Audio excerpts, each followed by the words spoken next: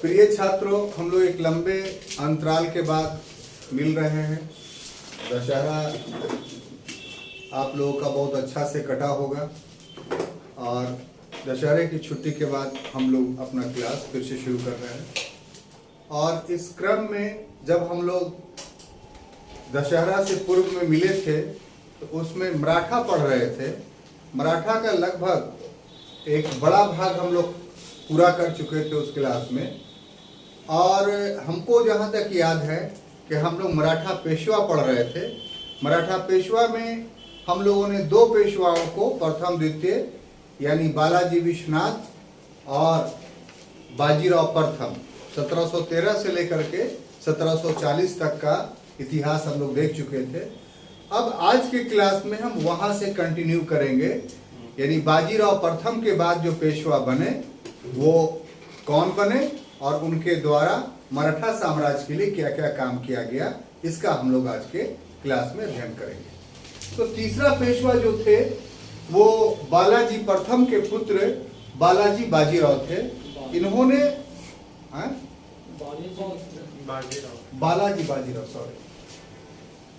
बालाजी बाजीराव थे, जिन्होंने 1740 से लेकर के 1761 ईस्वी तक शासन किया। आपको जैसा कि पता है कि बाजीराव प्रथम की जो मृत्यु हुई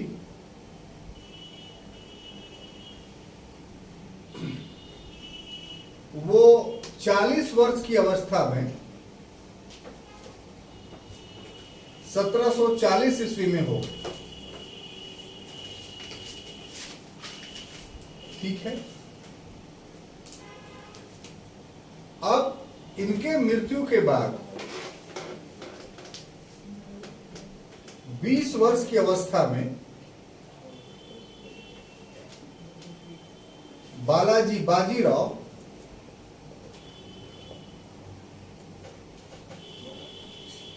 अगले पेशवा बनते हैं। ठीक है। बालाजी बाजीराव के साथ कुछ उपमाएं जुड़ी हुई हैं, जैसे इन्हें नाना साहब भी कहा जाता है।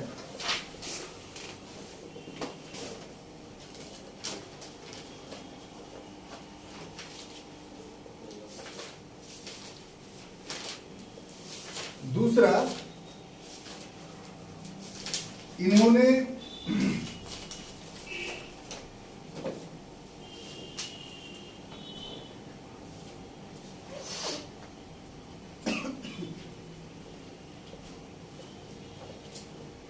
संगोली संधि जो राजा राम द्वितीय के साथ किया था, इसके माध्यम से वास्तविक शासक ये बनते हैं।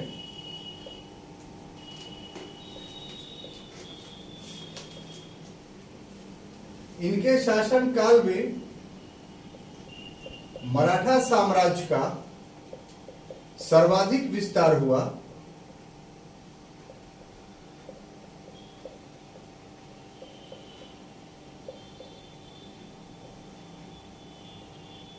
और चौथी बात ये कि सदाशिवराव भाव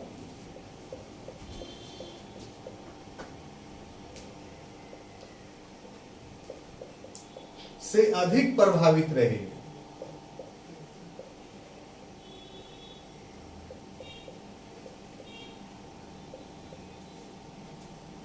देखिए, जहां तक तीसरे पेशवा यानी बालाजी बाजीराव का प्रश्न है, तो ये बाजीराव प्रथम के पुत्र थे।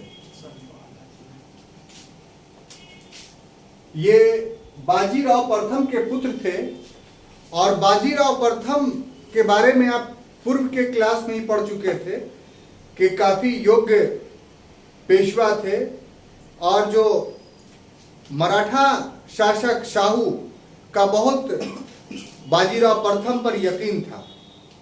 बाजीराव प्रथम ने एक उक्ति कही थी, याद होगा आपको, कि इन सूखे पेड़ों के तनों पर प्रहार करो, शाखाएं तो खुद ही गिर जाएंगी। जिसके जवाब में शाहू ने कहा था कि आप योग्य पिता के योग्य पुत्र हैं, अवश्य ही आप मराठा पताका जो है कटक से अटक तक फहरा देंगे। तो इसका अर्थ ये हुआ कि बाजीराव प्रथम ने मराठा साम्राज्य के विस्तार की नीति अपनाई और बहुत हद तक वो उसमें सफल रहे। लेकिन आकस्मिक उनकी मृत्यु 40 वर्ष की अवस्था में ही हो जाती है, इसलिए उनका जो सपना था वो अधूरा रह गया। सपना अधूरा का अर्थ क्या है कि संपूर्ण भारत में जो मराठा साम्राज्य की स्थापना करना चाहते थे वो नहीं कर पाए। तो ऐसी परिस्थिति में उनका पुत्र बालाजी बाजीराव जब गद्दी पर बैठा तो शाहू का उनसे भी यही अपेक्षा थी कि आप मराठा साम्राज्य का जो है वो अधिक से अधिक विस्तार कीजिए, संपूर्ण भारत में विस्तार कीजिए। इसी पर क्रम में हम लोग पाते हैं कि इनके शासनकाल में मराठा साम्राज्य का सर्वाधिक विस्तार हुआ। बाजीराव प्रथम के शासनकाल में नहीं हुआ। बाजीराव प्रथम के शासनकाल में लक्ष्य निर्धारित किया गया कि मराठे संपूर्ण भारत में शासन करेंगे, लेकिन इसकी क्रियान्विति, इसको प्रैक्टिकली धरातल पर लाने का जो काम किया गया वो बालाजी बाजीराव के समय में किया गया। और इसे यही कारण है कि हम लोग जानते हैं कि बालाजी बाजीराव के समय में मराठा साम्राज्य का सर्वाधिक विस्तार हुआ। और इन्होंने, शाहू ने बजाते तौर पे यही अपेक्षा की पेशवा बनाने के बाद कि आप अपने पिता के अधूरे कार्यों को पूरा करेंगे। तो बालाजी बाजीराव ने शाहू से जो है ये कमिटमेंट किया था, ये वादा किया था कि हम अपने पिता के बाकी बचे हुए कार्यों को पूरा करेंगे। क्योंकि काफी विद्वान थे, काफी अच्छे थे, इसीलिए इनको नाना साहब के नाम से भी हम लोग जानते हैं। ऑब्जेक्टिवली क्वेश्चन ये भी आता है। एक बहुत महत्वपूर्ण चीज जो हुआ था वो ये कि शाहू की जब मृत्यु हुई तो उसके बाद राजा राम जो है वो अगले छत्रपति बने। छत्रपति का मतलब कि मराठा राजा। तो राजा राम से संधि हुई संगोली की और राजा राम ने पूरी तरीके से मराठा साम्राज्य में अपने अधिकार को छोड़ दिया और सारा अधिकार जो है वो पेशवा को दे दिया। यानी अब पेशवा सैद्धांतिक रूप से जो है, पहले व्यवहारिक रूप से तो 1713 ही से पेशवा मराठा साम्राज्य का प्रधान था, लेकिन अब कानूनी रूप से, सैद्धांतिक रूप से भी मराठा पेशवा जो है वास्तविक प्रधान बन गया। कैसे? तो संगोली के संधि के माध्यम से, जो छत्रपति राजा राम द्वितीय के साथ उसने किया था। क्लियर? तो ये सब कुछ बातें थी जो बालाजी बाजीराव के बारे में आपको जाननी थी। अब देखिए हम इसको एलोबरेट कर रहे हैं कि कैसे कहेंगे कि इनके शासनकाल में सर्वाधिक विस्तार हुआ। किसका? मराठा साम्राज्य का। तो यहां पर ध्यान देने योग्य बात है कि बाजीराव प्रथम ने भी विस्तारवादी नीति अपनाई थी, यानी मराठवाड़ा क्षेत्र से बाहर निकल करके अन्य क्षेत्रों को मराठा साम्राज्य में शामिल करना।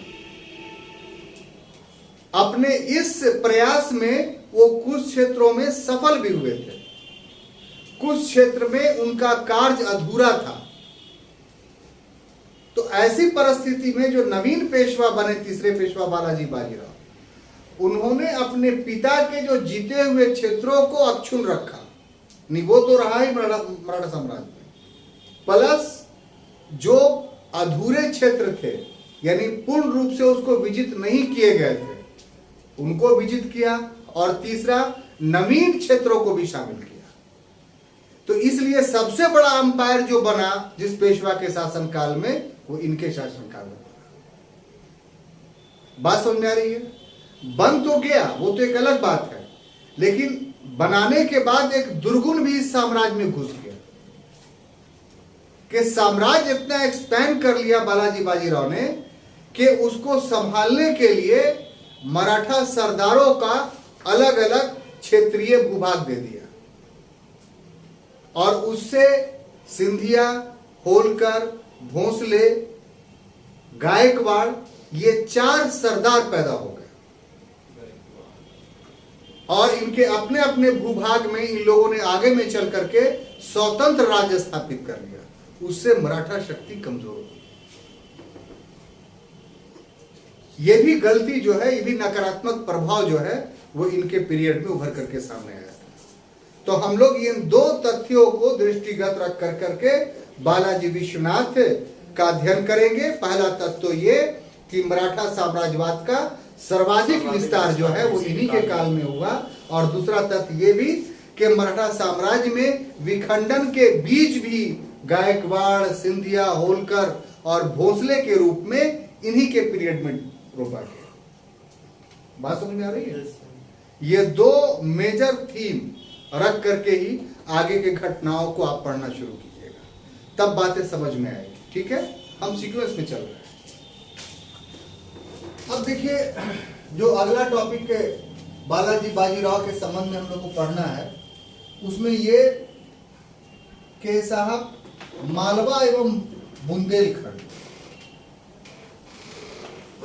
मालवा एवं बुंदेलखंड,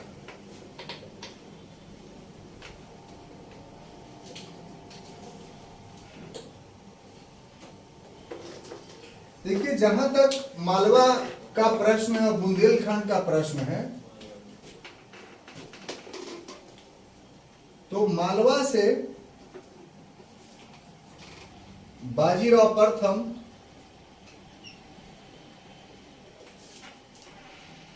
चौथ वसूलते थे।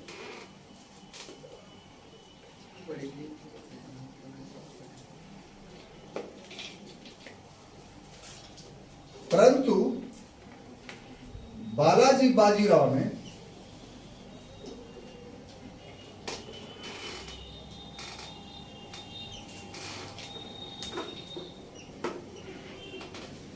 पांच जुलाई 1741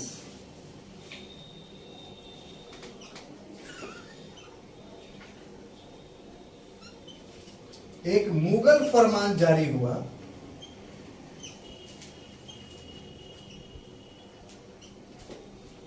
और इसके माध्यम से जो बालाजी बाजीराव थे वो मालवा के नायब सूबेदार बनाए गए।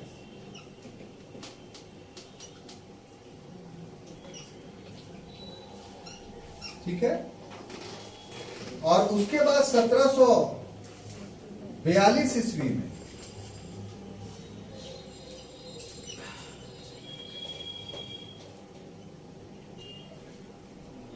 बुंदेलखंड को विजित कर लिया।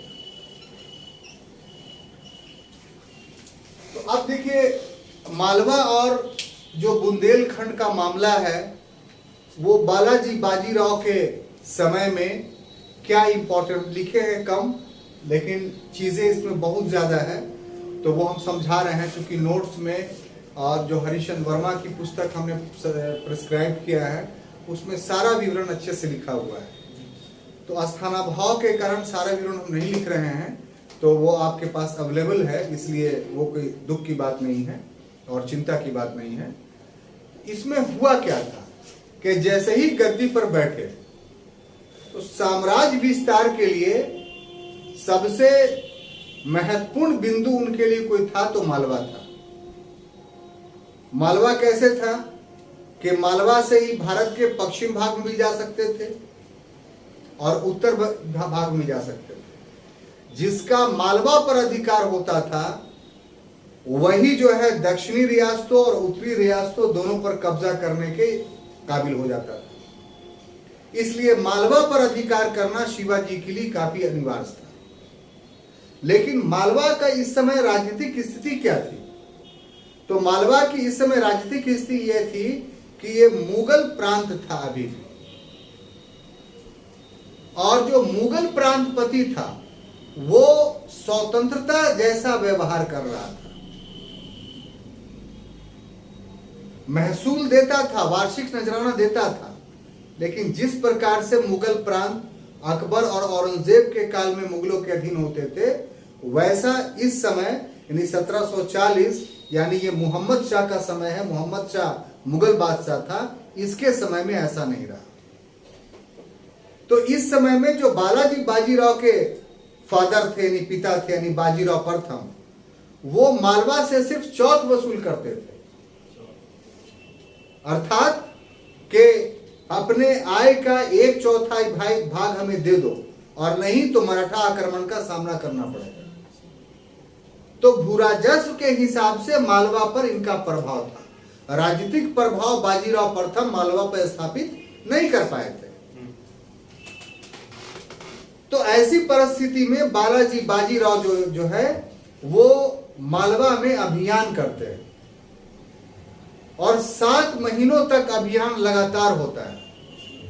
इस अभियान से जो मुगल सत्ता थी उसको चिंता हो गई कि यदि मालवा को जो है वो मराठे अपने पास कर लेते हैं तो फिर मुगल सत्ता को काफी बड़ा नुकसान होगा।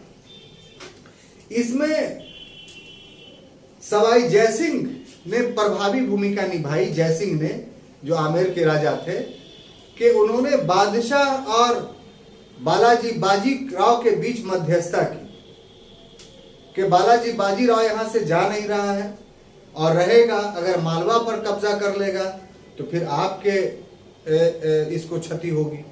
और दूसरा आपका पक्ष ये है कि जो मालवा का सूबेदार है वो आपके पूर्ण नियंत्रण में भी नहीं है। अगर उसको आप बोलिएगा तो जो है वो साहब आपकी बात नहीं मानेगा। तब सबसे व्यवहारिक पक्ष क्या है? व्यवहारिक पक्ष ये है कि आप बालाजी बाजीराव से समझौता कर लीजिए, तो आपको 2 फायदा होगा। एक कि मालवा पर मराठों का पूरा नियंत्रण भी नहीं होगा, और दूसरा कि जो मालवा का मुगल सूबेदार है जो आपके नियंत्रण में नहीं है वो आपके नियंत्रण में भी आ जाएगा। तो कैसे? तो आप अपना दूसरा सूबेदार वहां नियुक्त कर दीजिए मालवा में, और मराठा फौज के माध्यम से और मुगल फौज के माध्यम से जो पूर्व का सूबेदार है उसको वो पराजित हो जाएगा और इस ढंग से मालवा पूरा पूरा आपके अधिकार में आ जाएगा। तो ये बात जो जयसिंह ने कही ये दोनों के हित में था, मराठों के हित में भी था और मुगलों के हित में भी था। तो इस समझौता के तहत जो जयसिंह ने करवाया उसमें यह हुआ कि मालवा में सूबेदार बना दिया गया अहमद शाह को, जो मोहम्मद शाह का बेटा था। मोहम्मद शाह की मृत्यु कब होती है? 1448 ईस्वी में, और 1448 से 54 तक कौन बनता है? अहमद शाह बनता है, मुगल बादशाह। तो अभी ये राजकुमार था अहमद शाह। तो अहमद शाह को, आपको पूरा बात समझ में आ रही है कि नहीं, पहले ये बताइए। ये जो उत्तरवर्ती मुगल काल का ये 2 शासक है उसका पीरियड याद है ना? मोहम्मद शाह का शासनकाल 1719 से लेकर के 1748, मोहम्मद शाह रंगीला जिसको आप बोलते हैं, जो फर्रुखसियर के बाद बना था, और 1748 से 54 तक कौन? अहमद शाह, इसका बेटा। तो यहीं पर की घटना है, इसलिए दोनों का कार्यकाल अपने दिमाग में डाल लीजिए। तो अहमद शाह जो अभी राजकुमार था उसको मालवा का सूबेदार बना दिया और नायब सूबेदार बना दिया किसको?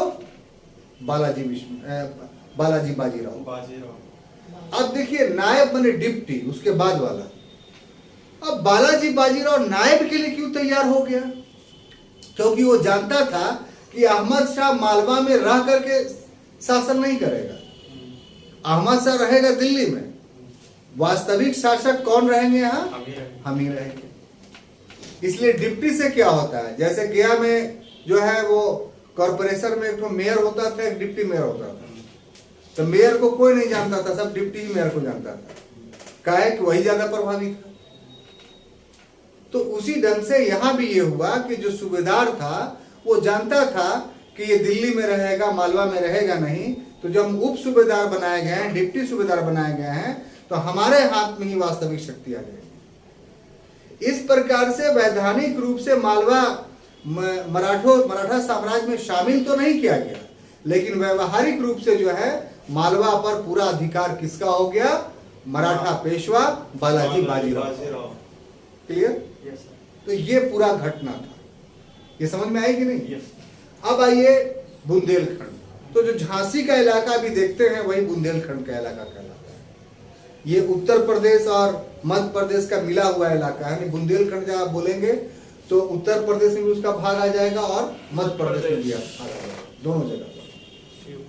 तो इसमें आप मुगलों के पीरियड में देख, आप वीर सिंह बुंदेला था जिसको अबुल फजल की हत्या जिसने की थी, उसका छत्रसाल था।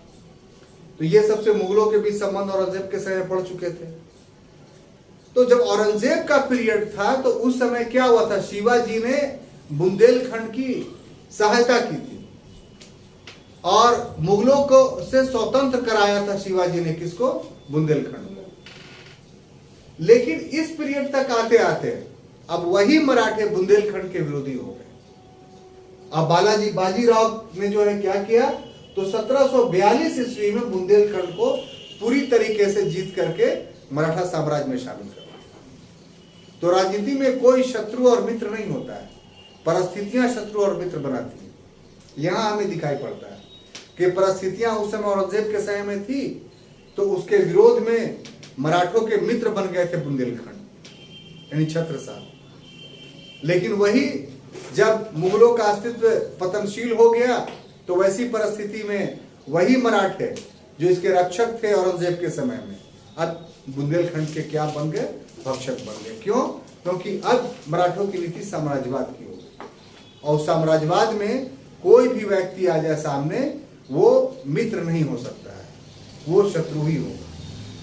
तो इस ढंग से साम्राज्यवादी नीति के तहत बालाजी बाजीराव ने बुंदेलखंड को विजित करके मराठा साम्राज्य में शामिल कर दिया। क्लियर? अब देखिए अगला काम जो हुआ वो पूर्व एवं पश्चिम क्षेत्रों में प्रसार।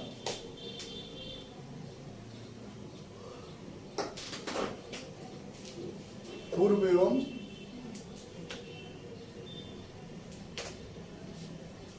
पश्चिम में प्रसार।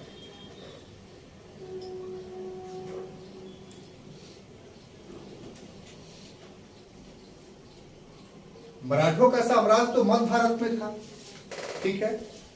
तो अब पूर्व और पश्चिम में इनका प्रसार कैसे होगा, तो पहले आप पूर्व में देख लीजिए कि पूर्व में कौन था, तो पूर्व में बंगाल था,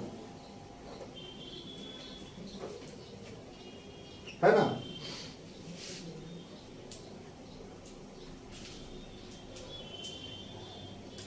सॉरी, पश्चिम नहीं है, यहाँ दक्षिण है।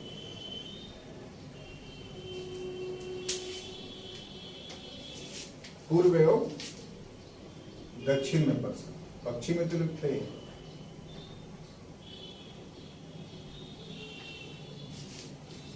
तो यहां देख लीजिए कि पूर्व में कौन था, बंगाल था।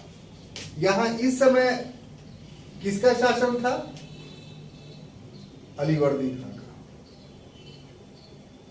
बंगाल में। हाँ, यस।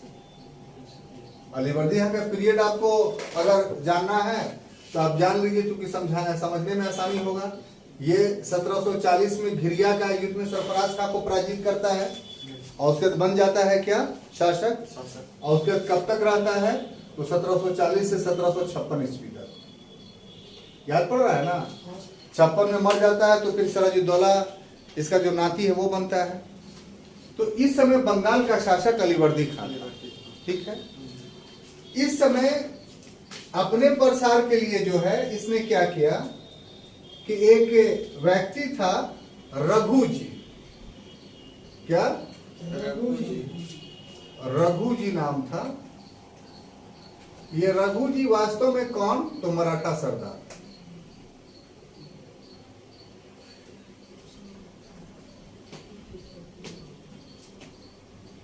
मराठा सरदार। इसने क्या किया कि अपना एक व्यक्ति था जिसका नाम भास्कर पंत था,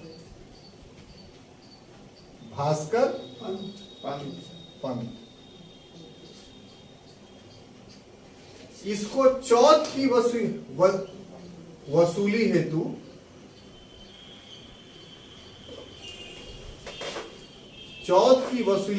कहां भेजा, बंगाल। परंतु अलीवर्दी खान ने क्या किया, तो इसकी हत्या करवा दी, ठीक है।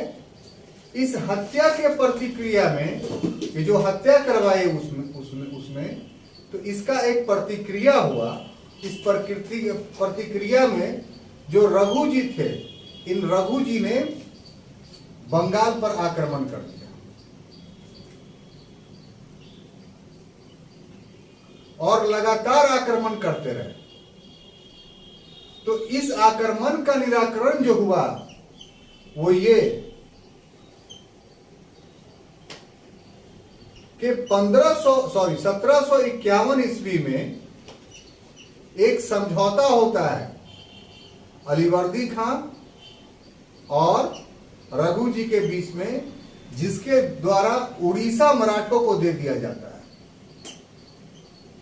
और प्लस 12 लाख रुपया वार्षिक नजराना।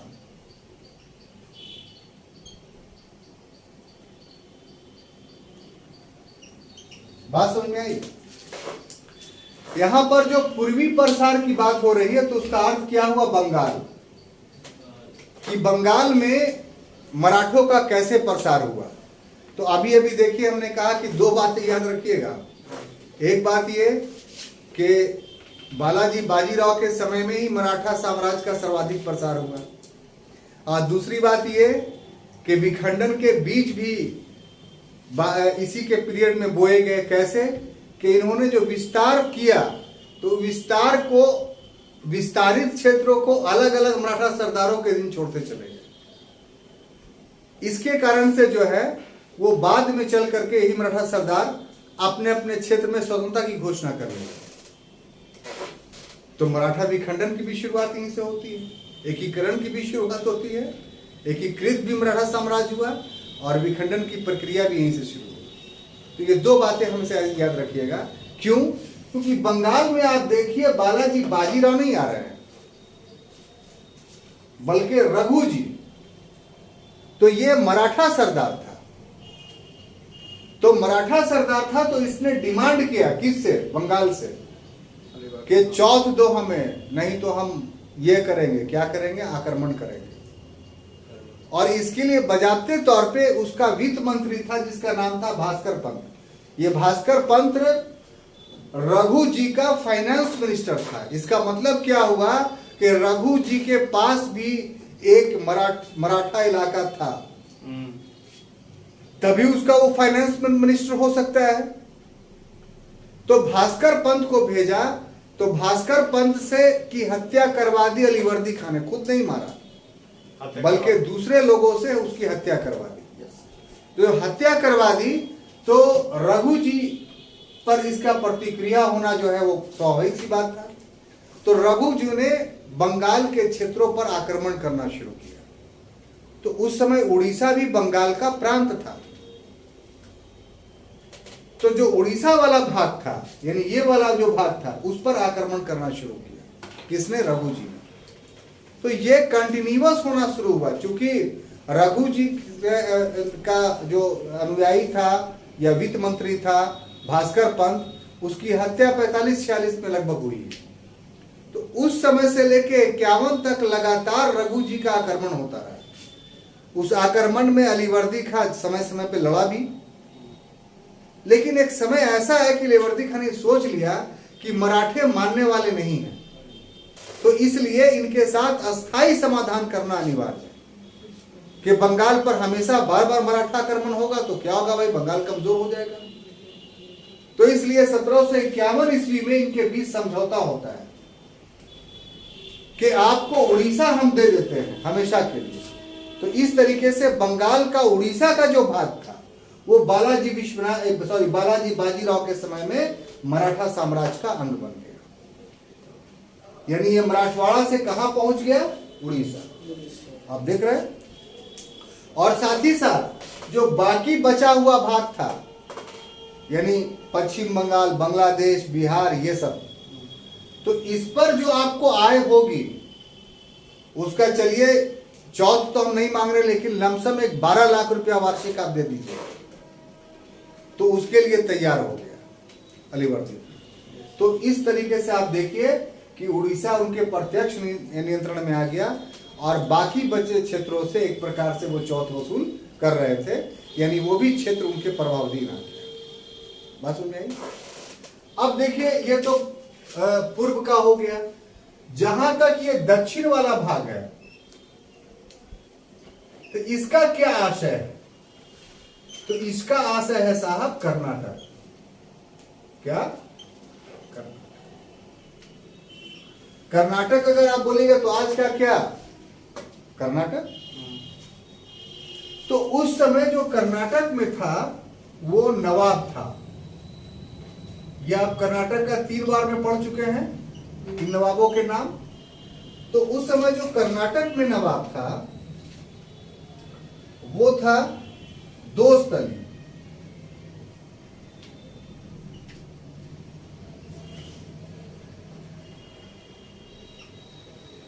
इसको पराजित करने के लिए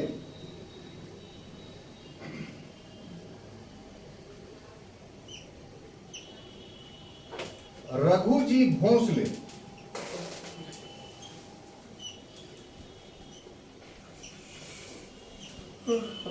ने पराजित कर हत्या कर दी।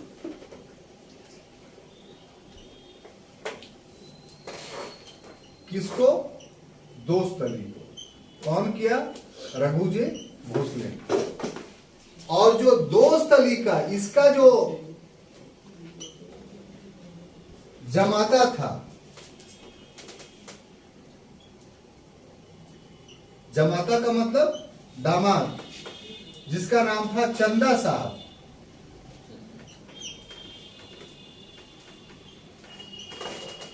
इसको जो है कैद कर लिया।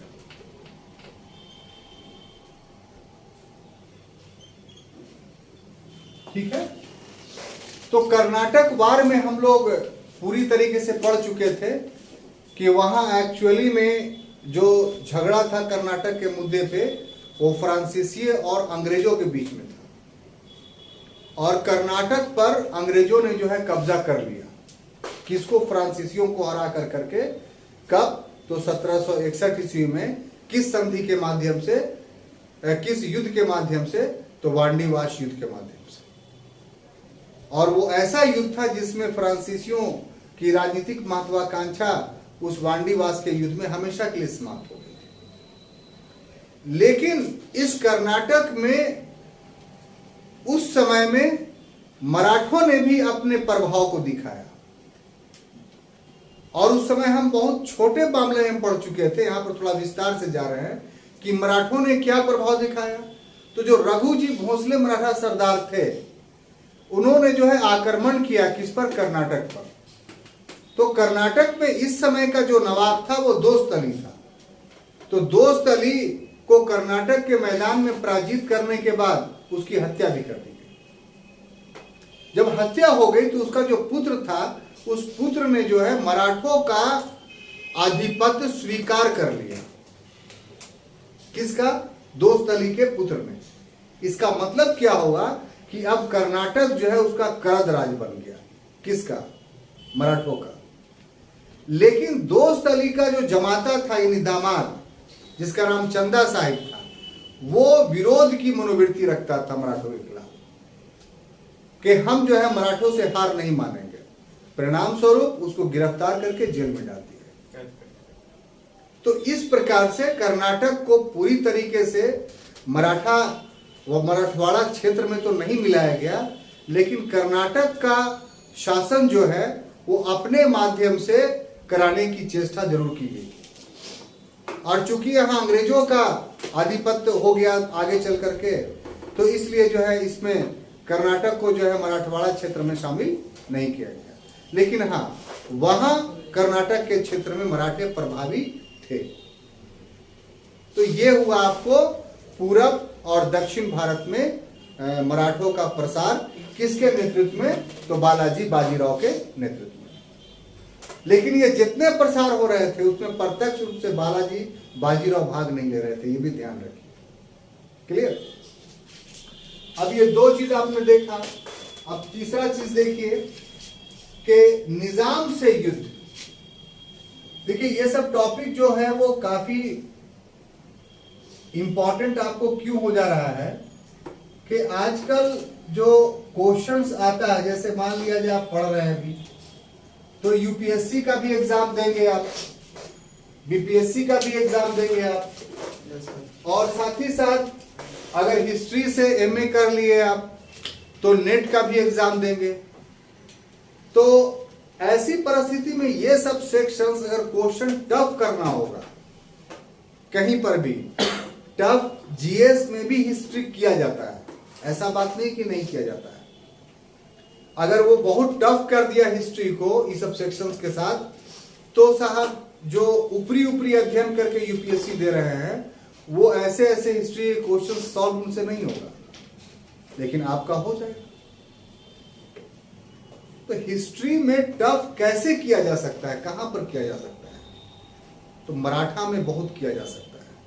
और मराठा में जो निजाम का के साथ युद्ध है, यह निजाम के साथ जो संबंध है मराठों का, यह बालाजी बाजीराव का, उसमें बहुत सारे इनके शासन काल में निजाम से युद्ध हुए।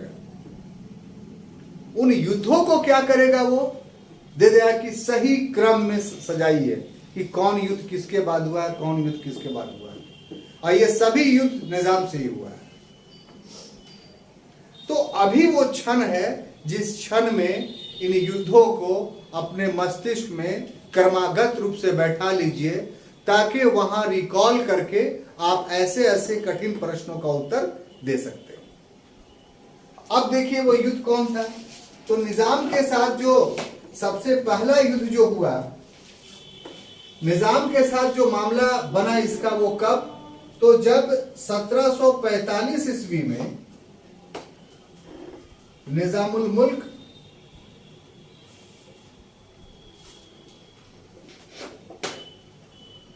आसफ जाह की मृत्यु होती है। तो जब निजामुल मुल्क आसफ जाह की मृत्यु होती है, तो इसकी मृत्यु के बाद हैदराबाद में गृह युद्ध शुरू हो जाता है। हैदराबाद में गृह युद्ध शुरू हो जाता है, और इसका लाभ किसने उठाया? तो इसका लाभ उठाया मराठों ने। कैसे? तो निम्न युद्धों के माध्यम से। अब देखिए सबसे पहला जो हुआ 1752 ईस्वी में, 1752 ईस्वी, ये झलकी का युद्ध भी हुआ था और झलकी की संधि भी हुई। तो इसके माध्यम से जो है वो बरार का क्षेत्र मराठों ने ले लिया। उसके बाद दूसरा जो होता है वो 1757 ईस्वी में,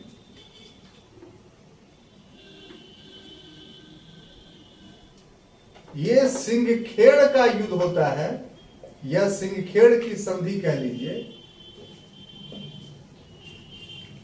इसके बाद मराठों ने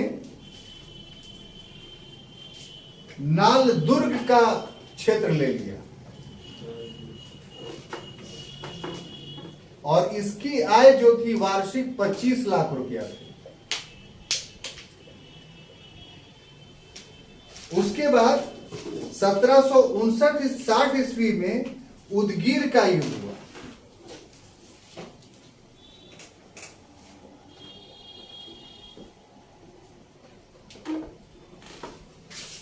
और इस युद्ध में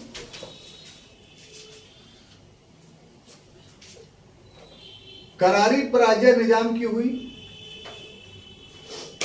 कोई क्षेत्र नहीं लिया। और उसके बाद अहमदनगर, दौलताबाद, बुरहानपुर और बीजापुर,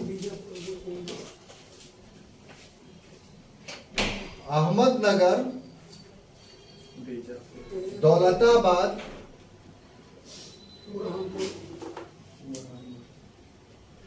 बुरहानपुर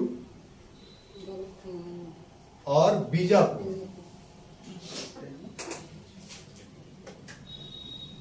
इस तरीके से ये जो 3 संधियां हुई, इन 3 संधियों के माध्यम से झलकी की संधि, सिंखेड़ की संधि, उदगीर की संधि, ये सब किसके साथ हुआ? निजाम के साथ हुआ।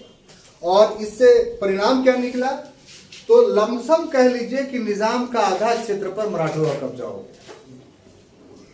तो ये जो झलकी का युद्ध या सिंखेड़ का युद्ध या उदगीर का युद्ध, ये सीक्वेंस में मिलाने के लिए जिस समय दे देगा, उस समय आपके लिए टफ होगा कि नहीं? तो यहां पर क्लास में अनिवार्य है कि आप इसको सीक्वेंस में अपने दिमाग में बैठा लीजिए कि निजाम के साथ जो उसके संबंध हुए थे, उस संबंध के तहत पहला युद्ध झलकी का 1752 ईस्वी में, दूसरा सिंखेड़ का 1757 ईस्वी में, और तीसरा उदगीर का 1760 में हुआ था। और इसके बाद निजाम के लगभग आधे भागों पर मराठों का कब्जा हो गया। और ये सब किसके शासनकाल में हुआ? तो बालाजी बाजीराव के शासन। तो अभी तक आपने देखा कि दक्षिण में भी विस्तार हो गया, पूरब में भी विस्तार हो गया। अब बचा कौन? तो पश्चिम और पूरब, उत्तर। मालवा में भी विस्तार हो गया, जो मध्य भारत का क्षेत्र था। तो बचा कौन? पश्चिमी और उत्तर। तो उसमें देखते हैं कि इसके बाद क्या होता है। तो पंजाब एवं दिल्ली में उलझना, पंजाब एवं दिल्ली।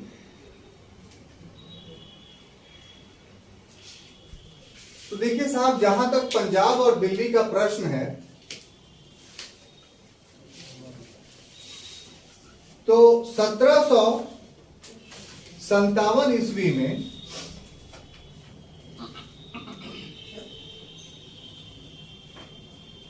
रघुनाथ राव ये दिल्ली अभियान करता है।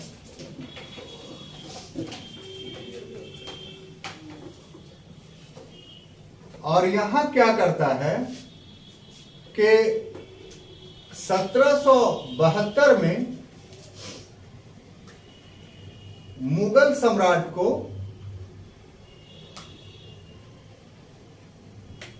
दिल्ली में पदासीन करता है।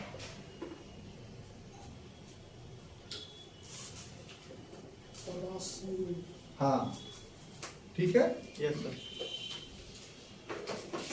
और उसके बाद 72 में ही नजबुद्दौला को मीरबख्शी के, हम सब समझाते हैं, आपको घबराइए नहीं, मीरबख्शी के पद से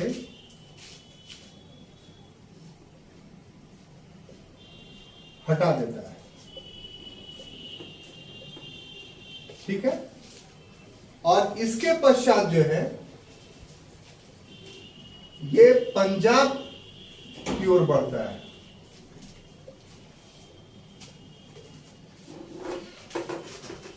और पंजाब में इस समय जो था वो अहमद शाह अब्दाली का पुत्र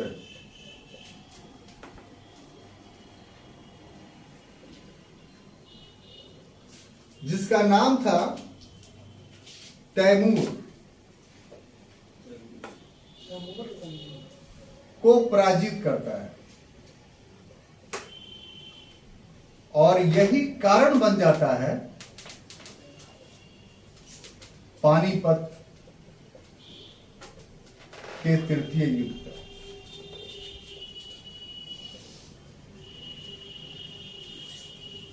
बात समझ में आई? तो पहले इसको देख लेते हैं, उसके बाद फिर पानीपत के युद्ध पर आएंगे कि पानीपत का युद्ध का सर्कमस्टांसेस कैसे बना।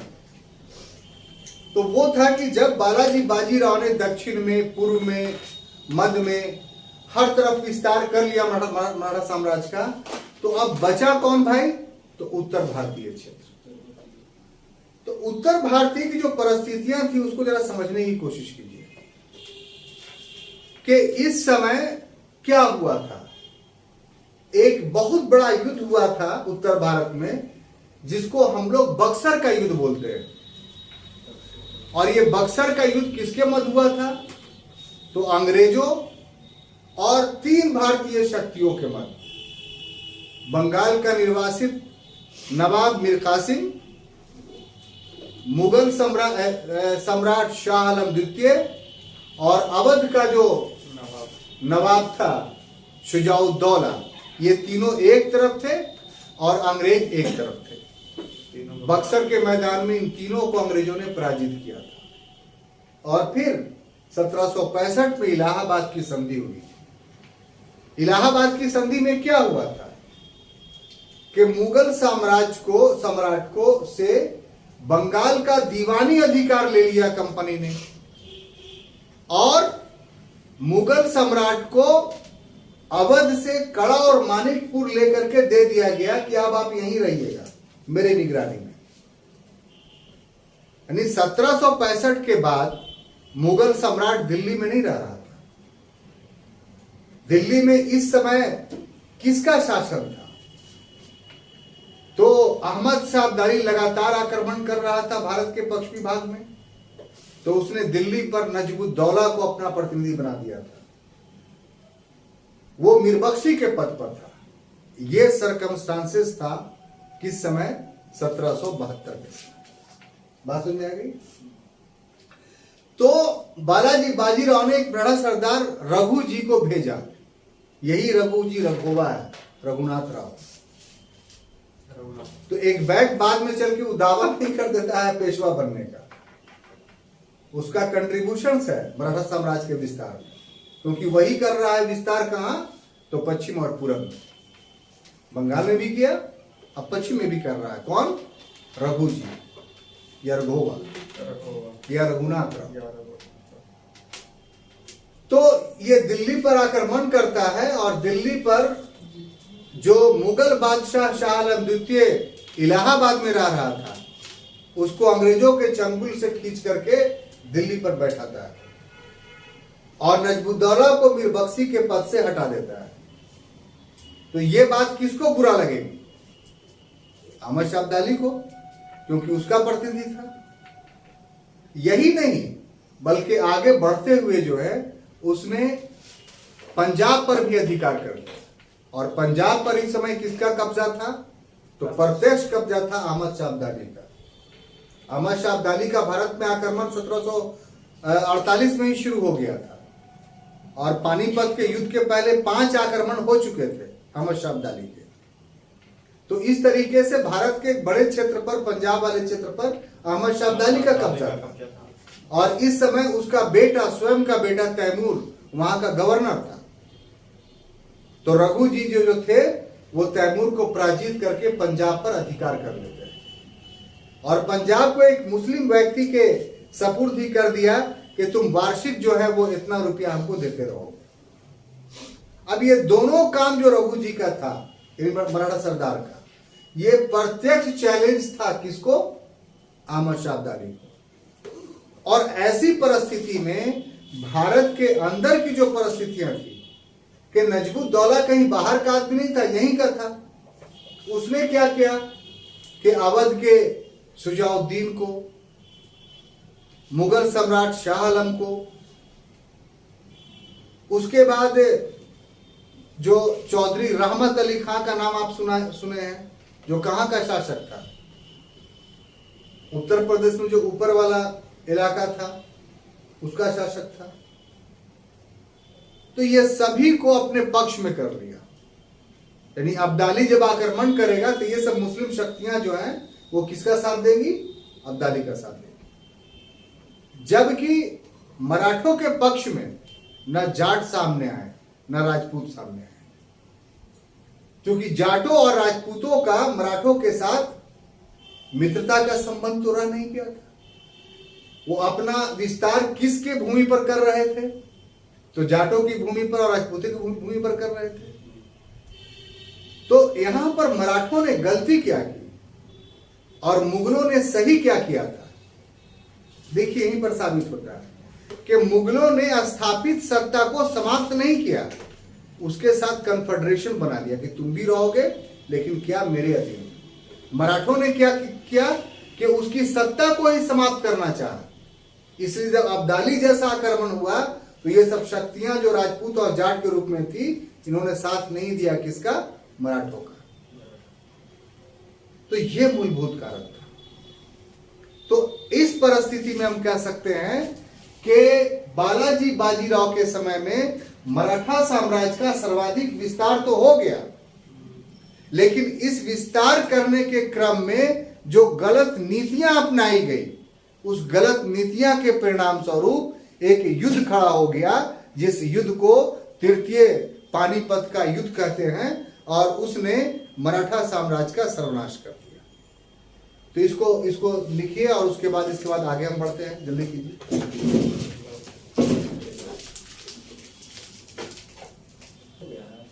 तो इस प्रकार से छात्रों, जो बालाजी विश्वनाथ के समय में जो विस्तार की नीतियां अपनाई गई, उसका अंतिम परिणति हुआ पानीपत का तृतीय युद्ध। और पानीपत के तृतीय युद्ध किसके मध्य हुआ? तो पानीपत का जो तृतीय युद्ध होता है वो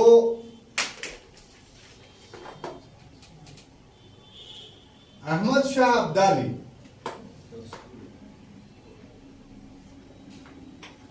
अहमद शाह अब्दाली ये कहां का शासक था? तो ये अफगानिस्तान का शासक था।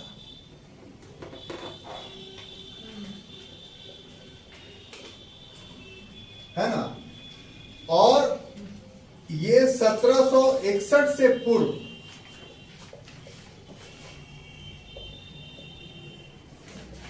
भारत पर 5 आक्रमण कर चुका था। ये ऑब्जेक्टिव क्वेश्चंस आता है।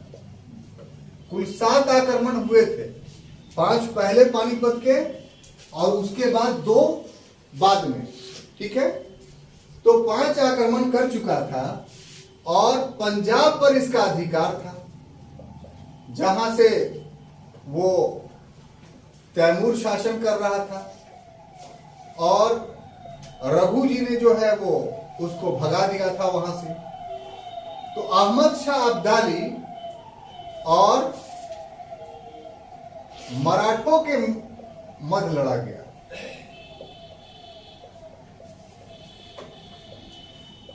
और मराठों का नेतृत्व जो इस समय सेना का जो नेतृत्व कर रहा था वो विश्वासराव और सदाशिवराव भाव।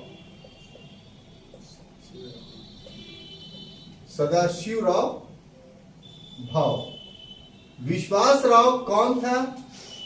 तो ये पुत्र था, और ये निकट संबंधी था किसका? बालाजी बाजीराव का। तो ये 2 व्यक्ति जो नेतृत्व कर रहे थे, तो ये जो विश्वासराव जो पुत्र था, ये मुख्य नेतृत्व करता था, यानी पूरी फौज जो थी वो अपने पुत्र के अधीन उसने भेजा था, बालाजी बाजीराव ने। लेकिन वास्तव में सदाशिवराव भाव जो था वो वास्तविक नेतृत्व करता था। ये सवाल आता है, ठीक है? नेतृत्व करता मुख्य रूप से कौन था? तो विश्वासराव जो बालाजी बाजीराव का पुत्र था, लेकिन व्यवहारिक रूप से वास्तविक नेतृत्व कौन कर रहा था? सदाशिवराव भाव। तो इस प्रकार से इन दोनों के मध्य, यानी अहमद शाह अब्दाली और मराठों के मध्य 14 जनवरी 1761 ईस्वी को युद्ध हुआ, और युद्ध में क्या हुआ? मराठे पराजित हो जाते हैं। अब देखिए, ये मामला जो 61 में आप देख रहे हैं, तो वास्तव में 59 से ही शुरू हो गया था।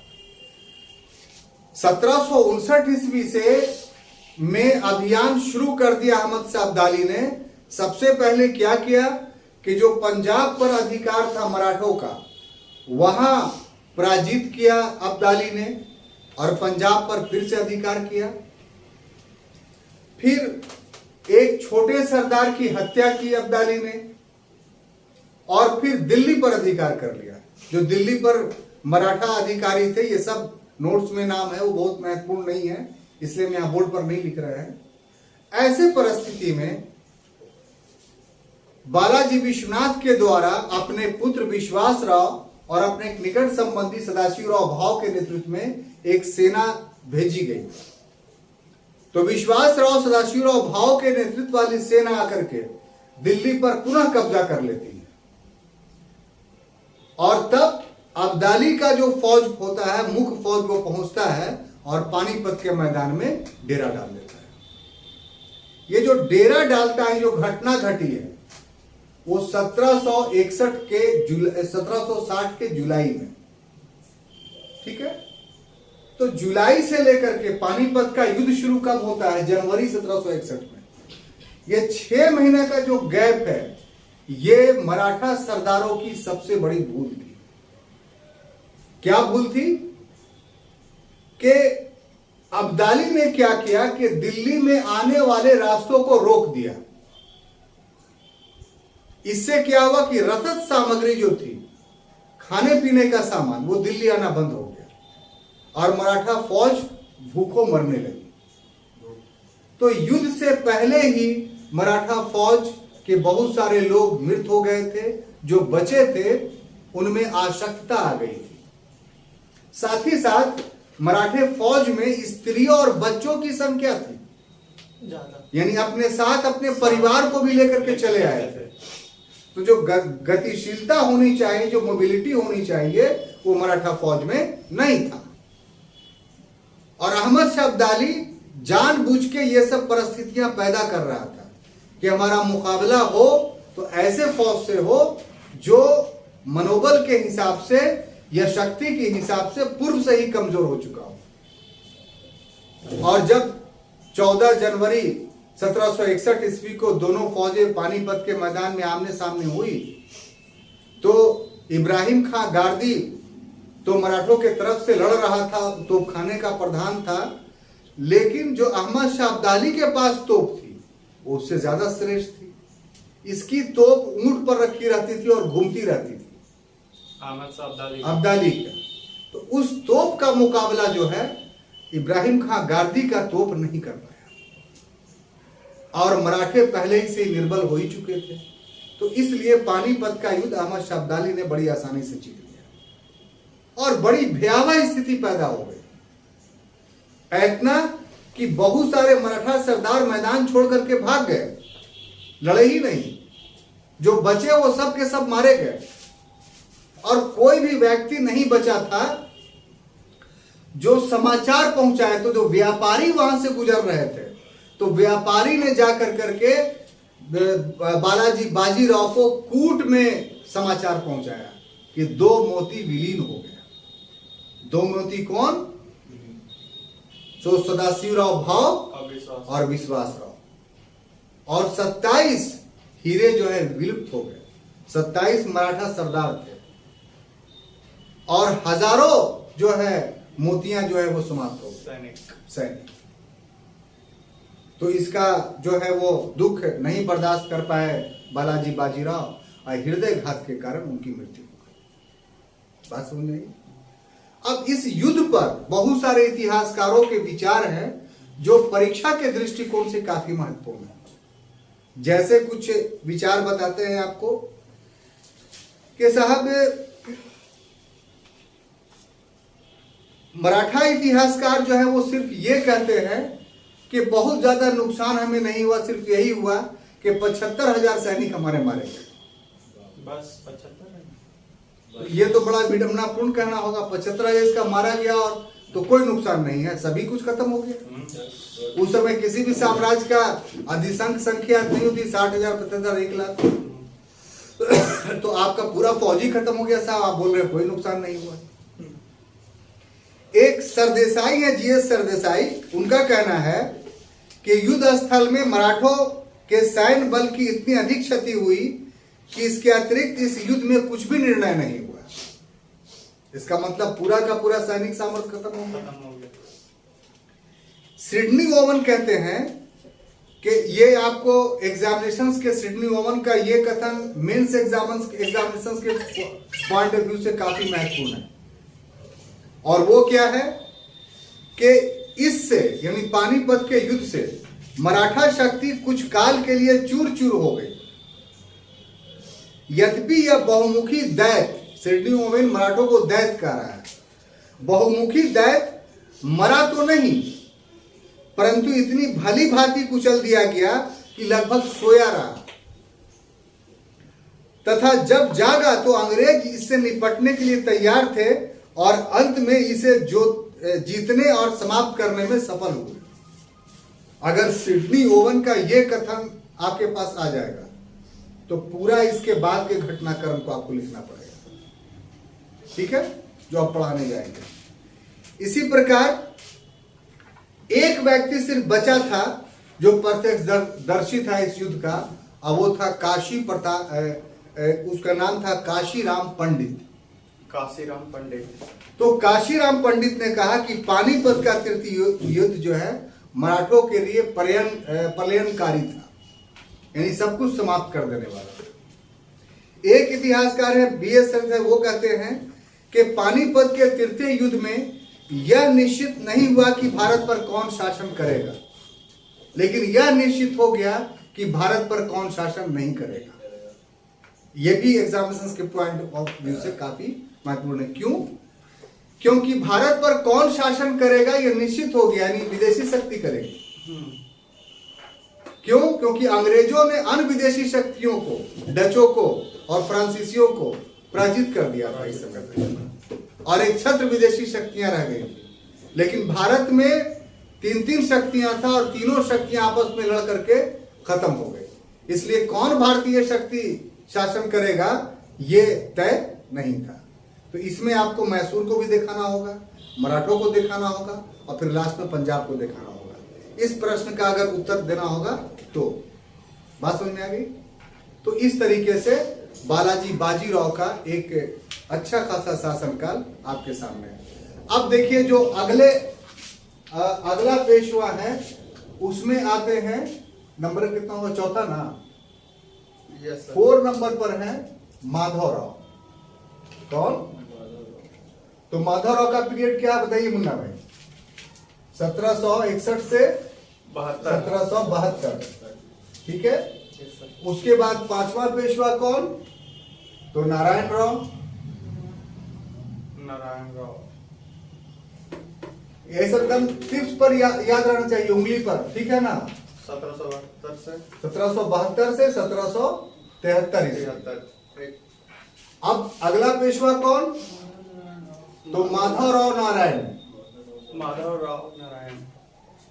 माधवराव नारायण। इसका कब? तो 1773 से लेकर के 1795 ईस्वी। और सबसे अंतिम पेशवा कौन? तो बाजीराव द्वितीय, बाजीराव सेकंड।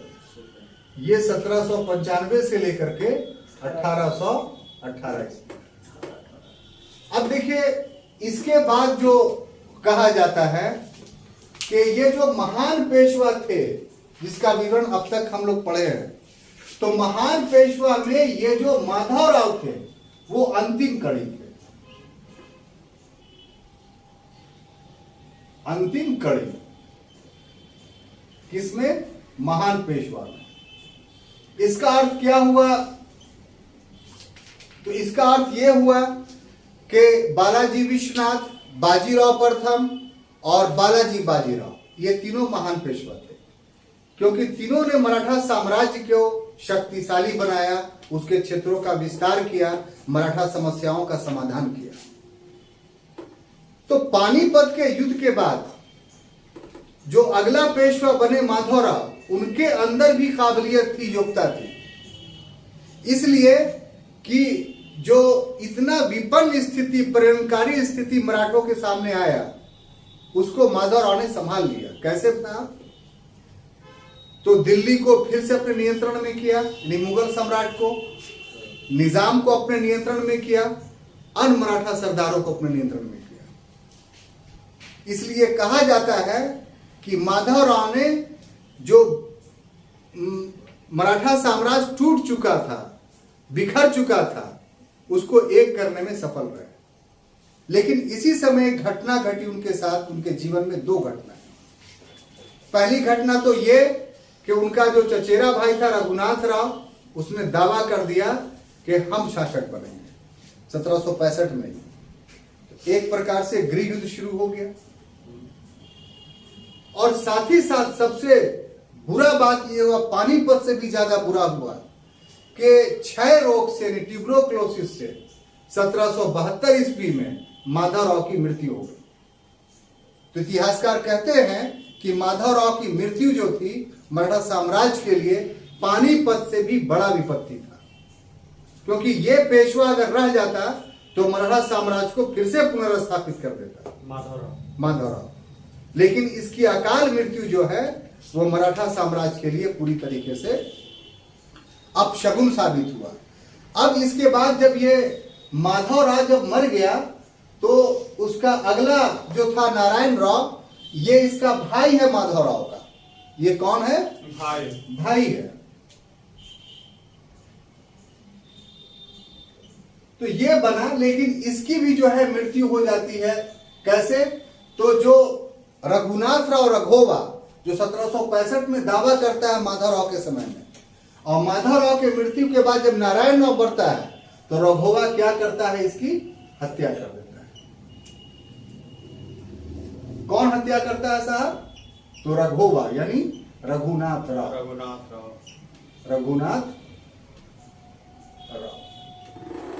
यहां से जो मराठा साम्राज्य है उसका दुर्दिन शुरू होता है। कैसे शुरू होता है? कि इसके बाद कुछ दिनों के लिए रघुनाथ राव ही मराठा शासक बन जाता है। लेकिन इसी बीच नारायण राव की जो पत्नी है वो एक बच्चे को जन्म देती है। एक बच्चा को क्या करती है? जन्म देती है। अब ऐसे परिवेश में इस बच्चे का संरक्षक बन जाता है कौन? तो नाना फडणवीस। इसका नाम आप सुने होंगे। ये मराठा सरदार था। तो इसने क्या किया कि नाना फडणवीस ने 12 मराठा सरदारों का एक संघ बनाया। ठीक है?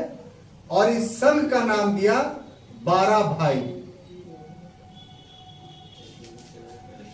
तो एक तरफ रघुनाथ राव था और दूसरी तरफ 12 मराठे सरदार। तो रघुनाथ राव भाग गया पुणे छोड़ करके। और तब क्या हुआ? इस शिशु बालक को जो माधवराव नारायण था वो गद्दी पर बैठ गया। अब देखिए यहां से मराठों में फूट शुरू हो गई। तो यहां के बाद का एक टॉपिक है जो हम लोग कल के क्लास में पढ़ेंगे, और वो टॉपिक क्या है?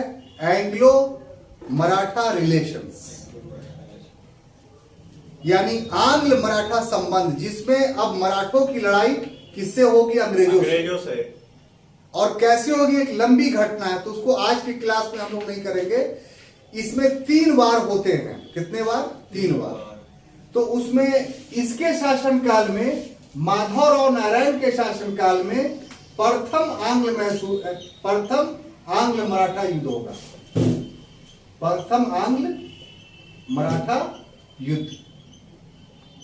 और उसके बाद बाजीराव द्वितीय के समय में जो है द्वितीय और तृतीय, 3 आंग्ल मराठा युद्ध होता है। द्वितीय प्लस तृतीय आंग्ल मराठा युद्ध होगा।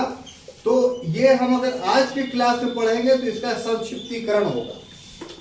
ये एक अलग टॉपिक ही है, अलग क्वेश्चन ही आता है कि आंग्ल मराठा संबंध का वर्णन करें, तो इसको हम लोग अलग क्लास में पढ़ेंगे।